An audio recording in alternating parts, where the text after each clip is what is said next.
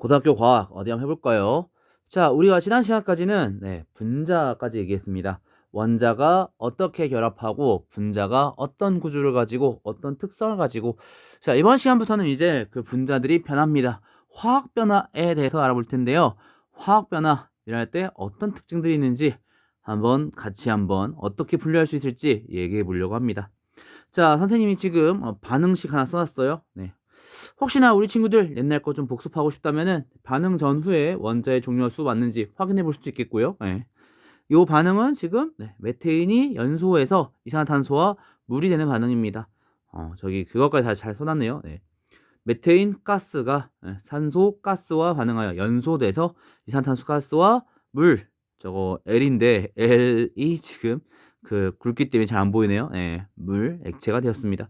자, 근데 여기서 생각해 보면 메테인이 연소돼 가지고 이산화탄소와 물이 되는 반응은 잘 일어납니다. 우리 지금 그 화석 연료들 태우는 게 다 이런 식인 거죠. 근데 반대로 이산화탄소와 물이 반응해서 산소와 메테인이 만들어지는 반응은 잘 일어나지 않아요.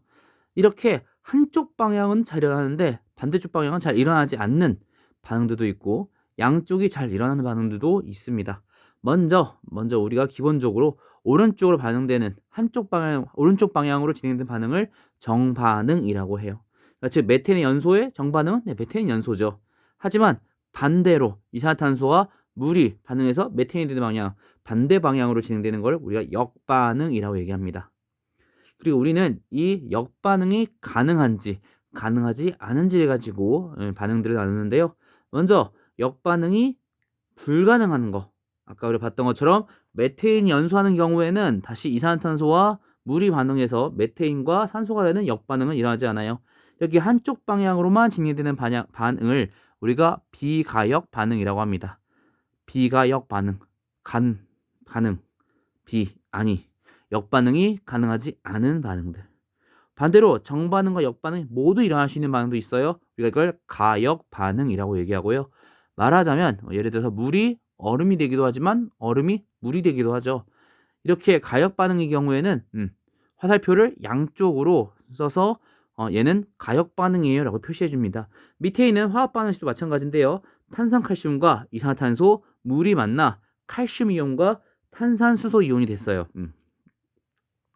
약간 괜찮은데 이 반응이 역반응도 가능한 가역 반응이라는 게 하나의 포인트죠.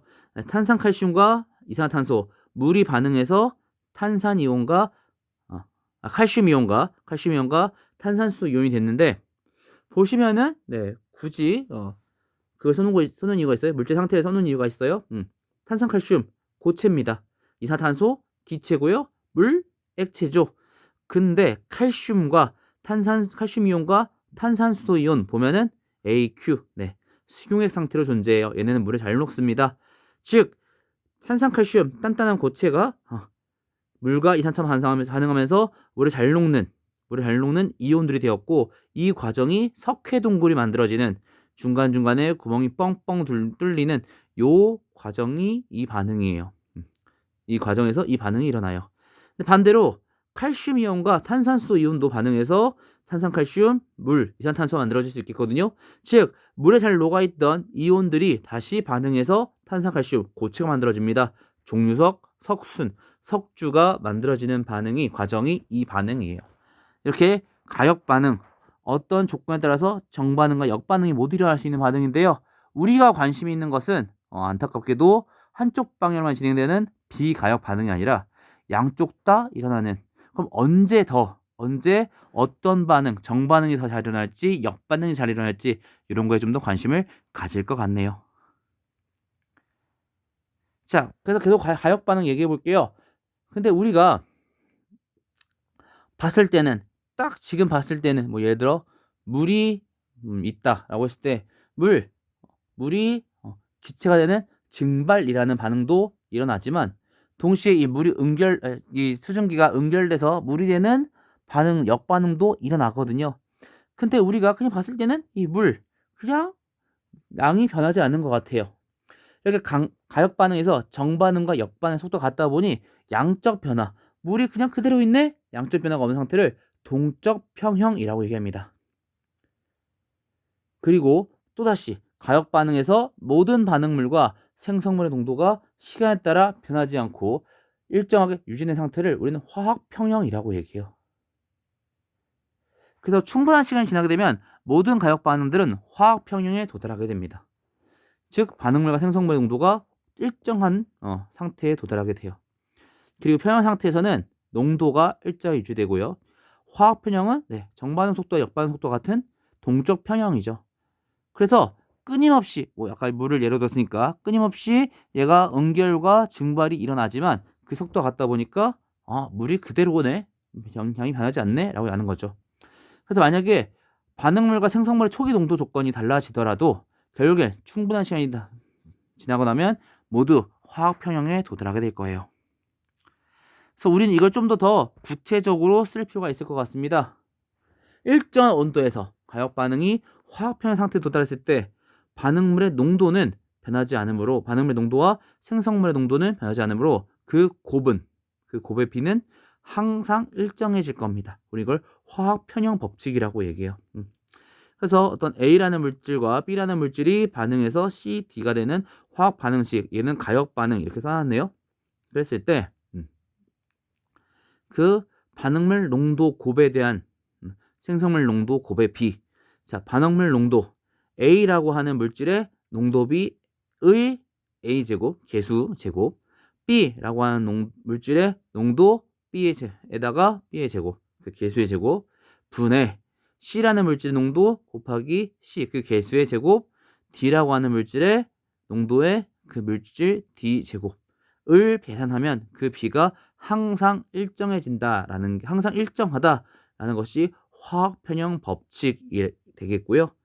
그때 그 값을 우리는 평형상수라고 얘기해요.